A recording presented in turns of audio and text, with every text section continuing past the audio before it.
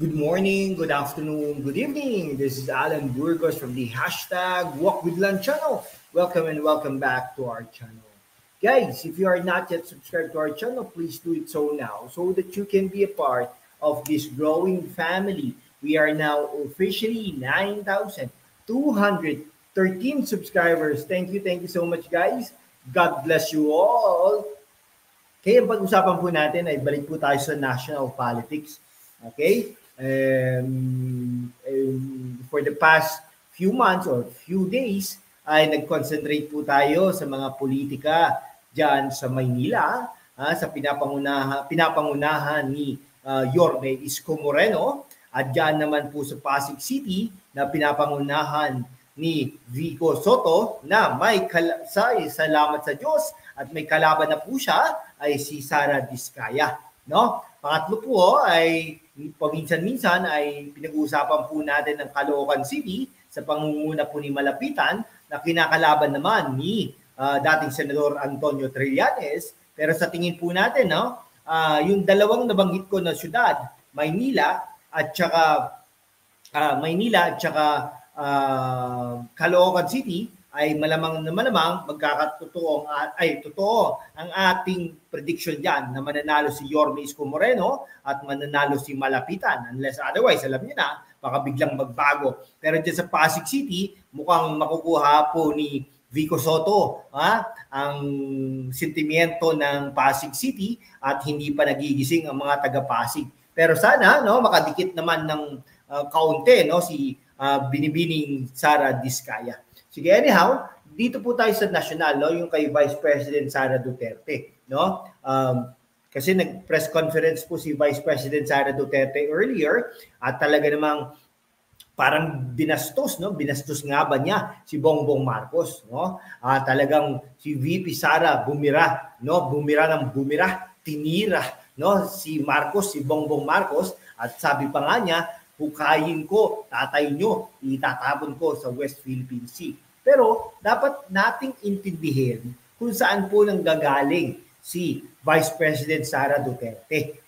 Sa tingin po natin, ito po yung tingin po natin kung hindi po kay Sara Duterte, ay hindi po mananalo si Bongbong Marcos. Okay? Yun po yung katotohanan dyan, Yan. Okay? Kasi dahil may Leni Robredo, Tapos si Sara Duterte, pag tumakbo yan bilang Pangulo ng Pilipinas noong 2022, panalo yan, sigurado yan. Okay? Pero kung hindi siya tumakbo, hindi naman siya nakipag-alyansa kay Bongbong Marcos, ay magdidikit ang laban katulad nung nangyari noong 2016 at tinalo ni Leni Robredo si Bongbong Marcos. Yan pong katotohanan dyan.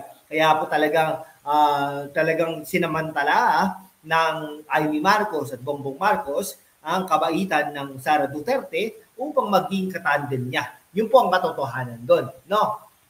Ay kaya lang, dismayado na umano si Vice President Sara Duterte sa mga pag-atake sa kanya ng administrasyon kung kaya't inamin itong binalaan na niya ang kaibigang si Senador Amy Marcos kapag hindi niya ito tinigilan. Alam nyo naman ito si Bongbong Marcos, parang walang control sa mga nakapaligid sa kanya, katulad ng pinsang buo niya na si Speaker Martin Romualdez. Sana nga naman hindi na lang po nagkaganon. Sana na lang ay walang Speaker Martin Romualdez at baka sa mga panahon na ito ay kayang-kaya pa at talagang nananatili pa ang partnership ng dalawa. Dahil nga naman pinabayaan ni Bongbong Marcos si Sara Duterte, parang iniwan niya. Okay? Talaga yung sa budget na lang, di ba?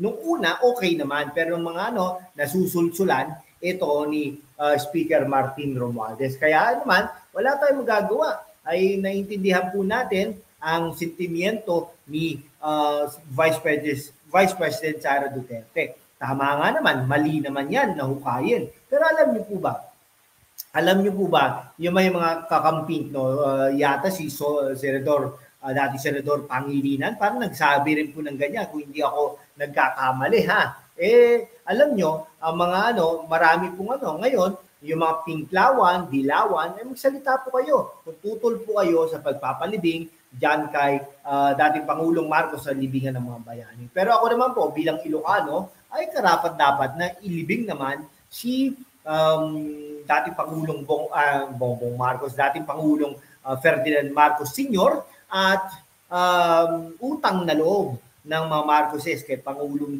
Duterte ang nangyari sa ganyan. Dahil nga naman, Era Estrada, no, loyals po yan, pero hindi po niya nakaya na ilibing. No? Tapang ng loob, ilibing si dating Pangulong Ferdinand Marcos Sr. sa libingan ng mga bayani. Fidel Ramos, pinsang buo, pero hindi po nangyari. No? At marami pa pong iba. Di ba? Sa kanyang press conference nitong Biyernes, Oktubre 18, ibinunyag ni Duterte ang sinabi umano niya sa senador sa kanilang group chat na huhukayin niya ang ama nito. Pero syempre, foul po yun.